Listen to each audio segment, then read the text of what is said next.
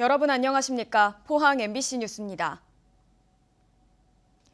오늘은 이번 한파의 최대 고비가 되겠습니다. 어제 출근길보다 더 춥다고 하는데요. 한낮에도 포항의 기온이 영하 4도, 칼바람의 체감 온도는 영하 10도를 밑돌겠습니다. 조주경 기상캐스터입니다. 오늘 아침 출근길은 또 얼마나 추울지 걱정하면서 잠든 분들 많으실 겁니다. 아침 포항 기온은 영하 12.4도까지 뚝 떨어졌는데요. 어제 같은 시간에 비하면 3도가량 낮겠고요. 칼바람의 체감 온도는 영하 20도 아래까지 떨어졌습니다. 나오실 때 가장 두꺼운 외투에 보온용품도 챙겨 나오시기 바랍니다. 경북 동해안 전 지역에는 한파특보가 발효 중인 가운데 북극발 한파가 매섭겠습니다. 이어서 자세한 지역별 날씨 보시면 오늘도 경북 동해안의 하늘 자체는 맑고 쾌청하겠습니다. 아침 기온은 영하 14도 정도에 머물겠고요. 한낮 기온도 영하 5도에서 영하 3도로 종일 맹추위가 이어지겠습니다. 울릉도와 독도에서는 오늘도 많은 눈이 예상됩니다. 낮 최고 기온 울릉도 영하 5도, 독도 영하 2도입니다. 동해상에서는 전해상에 풍랑특보가 발효 중인 가운데 바다의 물결은 동해 전해상에서 최고 4m까지 거세게 일겠습니다. 이번 추위는 주말까지 내내 이어지겠고요. 다음 주부터는 기온이 조금씩 오름세를 보이겠습니다. 날씨였습니다. 유튜브 채널 가로세로 연구소가 국민의힘 포항 남 울릉 김병욱 의원에 대해 성폭행 의혹을 제기해 큰 논란이 일고 있습니다. 김 의원은 입장문에서 사실이 아니라면서 당에 부담을 주지 않기 위해 탈당하고 결백을 밝힌 후 돌아오겠다고 말했습니다. 박상환 기자가 보도합니다. 유튜브 채널인 가로세로 연구소가 국민의힘 김병욱 의원에 대해 과거 인턴 비서를 성폭행했다는 의혹을 제기했습니다. 가세현 측은 해당 사건은 김 의원이 국회의원 보좌관 시절인 2018년 10월 경북도청이 마련한 저녁 술자리와 관련된 일이라고 밝혔습니다. 또 김병욱 의원은 술자리에서 다른 의원실 인턴 비서인 A씨와 B씨를 알게 돼 술자리는 안동의 한 호텔 방 안까지 이어졌다고 설명했습니다. 이어 A씨가 취해 먼저 다른 침대에서 자다 눈을 떠보니 인턴 B씨가 김 의원에게 성폭행당하는 장면을 목격했다고 주장했습니다. 김병욱 의원은 방송 직후 반박 성명을 내고 전혀 사실이 아니다며 강력한 민형사상 법적 조치를 취하겠다고 밝혔습니다. 또 김 의원은 기자들에게 보낸 이메일을 통해 당에 부담을 주지 않기 위해 탈당한다며 결백을 밝힌 후 돌아오겠다고 밝혔습니다. 하지만 가세현은 국민의힘 지도부가 이 사건을 인지했을 텐데 김 의원을 청년의힘 공동대표로 임명한 것은 문제라고 꼬집었습니다. 전사 정인이 16개월 정인이의 이름을 잊지 않겠습니다. 정인아, 미안하다. 사랑한다. 이와 관련해 국민의힘은 긴급 비상대책위원회를 소집했다가 김 의원이 탈당 선언을 한 뒤 비대위 소집을 취소했습니다. 자기가 자기 결백을 갖다가 입증하기 위해서 밖에 나가서 법적 투쟁을 하겠다는 그런 의미로다가 탈당을 한 모양인 것 같아요. 당내에서 김 의원이 탈당을 결심한 데에는 지도부의 압박이 작용하지 않았겠냐는 추측도 나오고 있습니다. MBC 뉴스 박상환입니다. 경주 월성원전 부지가 방사성 물질에 광범위하게 오염된 사실이 드러났습니다. 월성원전 부지 지하수 배수로에서 최대 71만 3,100크렐의 삼중수소가 검출됐는데 누출 원인도 찾지 못한 상태입니다. 전문가들은 노후 콘크리트로 지어진 원전 부지 전체는 물론 외부까지 오염됐을 수 있다며 우려를 나타냈습니다. 장미쁨 기자가 보도합니다. 월성원전 부지가 광범위한 방사능 오염에 노출됐을 수 있다는 한수원 자체 조사 결과가 나왔습니다. 지난해 월성원전 부지 10여 곳의 지하수 검사 결과 모든 곳에서 방사성 물질인 삼중수소가 검출됐습니다. 원전 구조상 방사성 물질은 안전을 위해 완전히 밀폐 격리돼 지정된 설비를 제외하고는 검출돼서는 안 됩니다. 하지만 조사 결과 많게는 71만 3,100크렐, 관리 기준의 18배에 이르는 상당량의 삼중수소가 곳곳에서 검출돼 충격을 주고 있습니다. 원전에 대한 신뢰가 근본에서 좀 무너지는 사건인 것 같고요. 정부나 한수원이 공식적으로 발표하는 방사능 외에 실제로 훨씬 많은 방사능이 통제를 벗어나서 지금 방출되고 있고 더구나 원전 중심 부지에서 300m 떨어져 있는 북쪽 경계 지역에서도 최고 924베크렐의 삼중수소가 검출됐습니다. 이 때문에 방사능에 오염된 지하수가 월성원전 부지는 물론 원전 부지 바깥으로까지 확산됐을 가능성도 제기되고 있습니다. 방사성 물질의 외부 누출은 지금까지 국내에서는 한 번도 확인된 적 없습니다. 부지 내에서 발생했다 하더라도 땅과 지하수는 다 연결되어 있을 수 있잖아요. 방사능 오염이 발생을 했는데 부지 내에서 그게 얼마나 확산되어 있는지를 확인하는 게 먼저죠. 전문가들은 월성원전 4기 모두 20년 된 노후 설비로 돼 있어 고농도의 방사성 물질 관리에 특히 더 취약할 수밖에 없다고 지적합니다. 콘크리트 자체가 균열은 반드시 존재하고 그 방사능 높은 물들이 저장돼 있으면 아무리 그 앞에 차수막을 그런 거 하더라도 이 삼중수소라는 놈은 뚫고 지나가 버리거든요. 한편 월성 1호기 핵폐기물 저장 수조는 방사성 물질의 확산을 막아주는 차수막이 8년 전 파손된 채 방치된 것으로 드러나 관리 부실 의혹도 제기됩니다. 한수원은 삼중수소가 검출된 것은 모두 원전 부지 안에 위치해 외부 유출이라고 할 수 없고 비계획적인 유출도 확인된 바 없다는 입장을 밝혔습니다. MBC 뉴스 장미품입니다. 동국제강 포항공장에서 50대 배송 노동자가 리프트에 끼어 안타깝게 숨진 사고 전해드렸는데요. 유족들은 고인이 생전에도 리프트 고장이 잦아 동국제강에 가는 게 무섭다라고 말해왔다고 말합니다. 박성아 기자가 보도합니다. 지난 4일 오전 7시 20분쯤 식자재 배송기사 57살 허모 씨는 동국제강 포항공장의 화물용 리프트에서 머리가 끼어 숨진 채 발견됐습니다. 사고 현장에는 안전요원이나 관리자도 배치되지 않았습니다. 15년 넘게 새벽 내내 배송 일을 해오면서 힘든 내색조차 않았지만 유독 동국제강에 가는 건 무섭고 힘들어했다고 유족들은 말합니다. 동국제강 엘리베이터 얘기를 정말 많이 했거든요. 그게 계속 서니까 자기가 이제 뭐 고쳐달라고 요구를 해도 들어주는 사람도 없고 그런 식으로 답답하고 힘들다고 말하셨죠. 리프트가 고장나는 날에는 계단으로 무거운 식자재를 하나씩 옮기느라 여름에는 하루에 2kg의 체중이 빠진 적도 있다고 합니다. 갔다 오면 온 등에 제가 파스를 붙여주고 이래 등에 보면 이 등이 아파서 움직이지를 못하는 거예요. 그 이제 짐을 지고 이래 올라가니까. 작년 9월엔 허리를 다친 허 씨가 리프트가 고장난 걸 확인하고 도저히 계단으로 갈 수 없어 물건을 그냥 1층에 두고 갔다고 합니다. 하지만 식자재를 배달받는 위탁업체 측은 안전 문제를 물어보는 게 아니라 도리어 강하게 항의를 했다고 합니다. 그날도 고장이 나 있어서 이제 기사님이 도저히 이제 뭐 계단으로 옮길 수 있는 상황이 아니라서 기사님이랑 통화했었던 기억이 있거든요. 문제의 리프트는 적재하중이 일반 엘리베이터보다 크게 작은 300kg에 불과해 산업안전보건공단의 안전인증과 검사 대상에도 해당하지 않았던 것으로 나타났습니다. 동국제강 측은 경찰 조사가 진행 중이라 입장을 밝힐 수 없으며 이번 사건과 관련해 최선을 다하겠다고 답했습니다. 국립과학수사연구소가 현장 검증을 실시한 가운데 노동부는 사고가 난 리프트의 작업 중지 명령을 내리고 사고 경위를 조사 중입니다. MBC 뉴스 박성아입니다. 상주 열방센터와 관련한 확진자가 전국에서 속출하고 있는 가운데 상주시가 열방센터를 일시적으로 폐쇄하는 행정명령을 발동했습니다. 상주시는 열방센터 건물에 폐쇄 명령서를 붙이고 건물 관리자를 제외한 관계자에 대해 퇴거를 명령했습니다. 이호영 기자가 전합니다.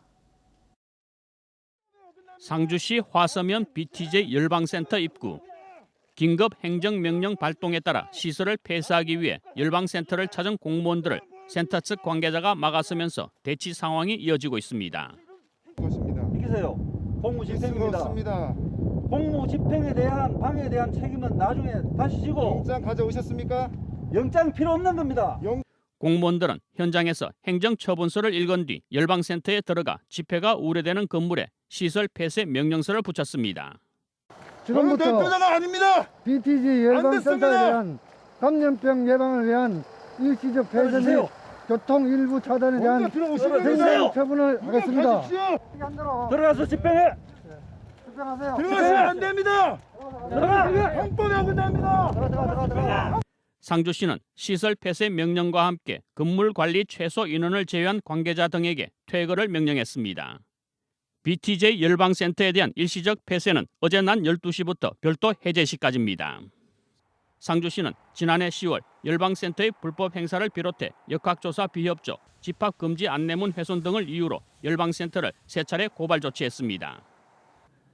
계속해서 문제를 유발시킨다면은 법인 설립 허가 취소를 요청할 계획입니다. 허가 건자는 제가 아니고 강력단체장인데 그러한 상황을 지켜볼 생각입니다.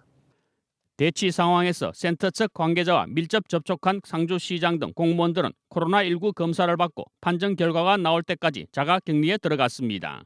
MBC 뉴스 이호영입니다. 2021학년도 대입 정시 모집이 시작됐습니다. 학령 인구가 줄어든 데다 수시 인원을 채우지 못한 대학이 늘면서 정시 모집 인원이 크게 늘었습니다. 특히 지역대학의 경우에는 정원을 채우지 못하는 학과도 속출할 것으로 예상되면서 전문가들은 소신 지원도 해볼 만하다는 분석을 내놓고 있습니다. 한태현 기자가 전합니다. 대입 정시 원서 접수 첫날, 학교마다 상담이 한창입니다. 각종 입시 결과 자료를 분석하며 합격이 가능한 학과를 고르고 있습니다. 비교하는 사이트마다 기준이 달라서 좀 보는데 어려운 것 같아요. 경쟁률 보고 선생님들이랑 거의 해서 정할 것 같아요. 과목별 반영 비율도 살피고 자신이 지원할 학과에 가산점이 있는지도 파악해야 합니다.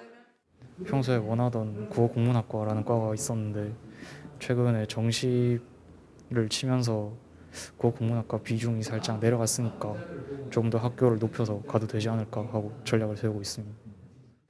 인문계의 경우 수학 지정 과목을 폐지하는 상위권 주요 대학이 늘어난 점도 챙겨볼 대목입니다. 해마다 줄던 정시 인원도 올해는 조금 늘었습니다. 수도권 쏠림 현상은 올해도 이어지면서 수도권 최상위권 대학은 경쟁이 만만치 않을 것으로 예상됩니다. 하지만 지역 대학은 사정이 다릅니다.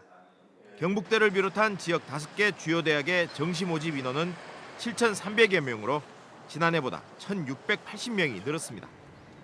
학령 인구의 감소와 수시 모집에서 최저 학력 기준을 맞추지 못한 응시생이 많았기 때문인데 소신 지원도 해볼만 하다는 게 전문가의 분석입니다.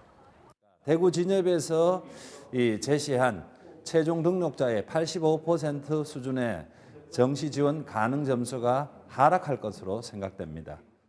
중하위권 대학에 지망하는 학생은 무턱대고 합격하고 보자보다는 정원 확보가 어렵기 때문에 자신의 취향과 개성에 맞는 그런 학과를 골라서 좀 여유롭게 지원을 해도 합격 가능성이 높다고 할 수 있습니다.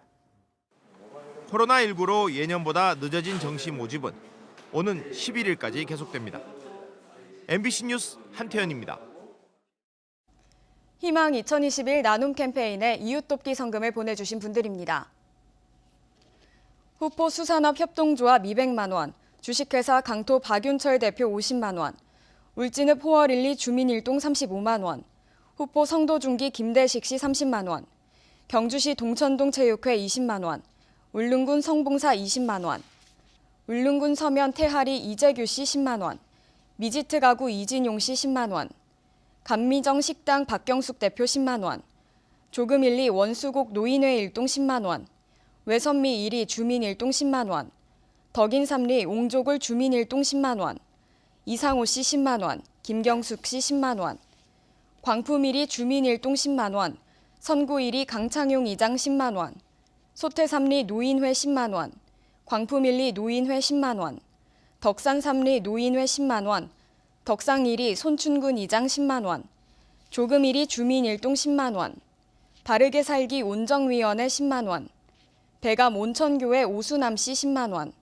엄재용 씨 10만 원, 온정면 농촌 지도자회 10만 원, 옹정면 취미교실 낮 요가 회원 10만 원, 울진읍 장기택 씨 5만 원, 울진읍 굽자나 치킨 신두아 씨 5만 원, 울진읍 읍내일이 노인회장 이상덕 씨 5만 원, 울진읍 김영기 씨 5만 원입니다. 성금을 보내주신 분들께 감사드립니다. 한파특보로 시군보건소 선별진료소 운영 시간이 조정됩니다. 종전 9시부터 오후 6시까지 운영하던 선별진료소는 어제부터 10일까지 오전 10시부터 오후 4시로 단축 운영됩니다. 포항시는 남북구 보건소와 시청, KTX 포항역 등 8곳, 경주시는 보건소 1곳의 선별진료소를 운영하고 있습니다. 경상북도가 올해 첫 국비 공모 사업인 과학기술정보통신부의 지역과학문화 활성화 지원 사업에 선정돼 매년 국비 2억여 원을 확보하게 됐습니다. 이 사업은 광역지자체가 지역의 과학문화 활성화 사업을 총괄할 과학문화 거점센터를 구축하는 사업으로 지난해 4개 시도가 선정됐고 올해 경북을 포함해 6개 시도가 선정됐습니다. 경북 과학문화 거점센터는 경북 테크노파크가 수행할 예정이며 매년 국비 포함 4억 5천만 원을 들여 지역의 과학문화지능 생태계를 구축할 계획입니다. 경주시가 이 통장 선출의 투명성과 공정성을 강화하기 위해 이 통장 임명규칙을 만들어 오는 10일부터 시행합니다. 후보자 추천은 마을회나 주민회가 아닌 해당 이통에 2년 이상 주민등록된 거주자면 누구나 공개 모집에 참여할 수 있습니다. 특히 논란이 됐던 임기 제한에 대해서는 2년 임기에 중임을 2번까지만 가능하도록 제한했습니다. 또 후보자 심사기준표와 면접기준표를 서식으로 규정해 임명 과정의 공정성을 높였습니다. 경주시의 이 통장은 652명에 이릅니다. 한국수력원자력은 신월성 2호기의 4차 계획 예방정비에 착수했습니다. 신월성 2호기는 어제 오전 10시 7분부터 발전을 정지하고 약 44일간 정비에 들어갔습니다.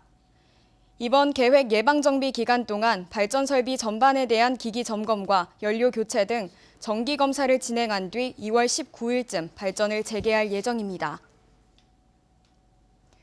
동해 전해상에서 풍랑주의보가 발표됨에 따라 울진해양경찰서는 어제부터 사흘 동안 연안 안전사고 위험주의보를 발령했습니다. 해경은 동해안에 초속 20m의 매우 강한 바람이 불고 최대 5m의 높은 물결이 일 것으로 관측돼 조업선과 다중이용 선박에 대해 조기 입항을 권고하고 갯바위와 방파제 등 위험지역 접근을 통제하기로 했습니다. 경상북도가 배합사료 가격 상승에 따른 도내 양식어가의 경영 부담을 줄여주고 국내 배합사료 가격 시장의 안정을 위해 오는 29일까지 2021년도 배합사료 구매자금 지원사업 신청자를 모집합니다. 이 사업은 어류, 새우류, 자라류, 우렁이류, 폐류, 양식어가에 배합사료 구매자금을 최대 2억 원 내에서 연 1% 저금리로 융자해주는 사업으로 사후 관리기간은 대출 실행 후 1년입니다.